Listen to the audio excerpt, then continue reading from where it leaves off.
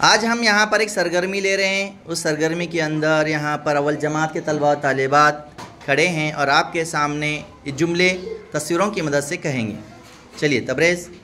चूल्हा हमें प्यारा लगता है, मौसमी से हम जूस बनाते हैं, बंदर छलाक लगाता है, नाक से हम सांस लेते हैं, रेती से हम घर बनाते हैं, तराजू से हम वजन गिनते हैं, कबूतर घर में पालते हैं, टमाटर लाल रंग का होता है, तरबूज लाल होता है, अदरक से हम चाय बनाते हैं, बिल्ली फालतू जानवर है, दर्जी कपड़े सीता है,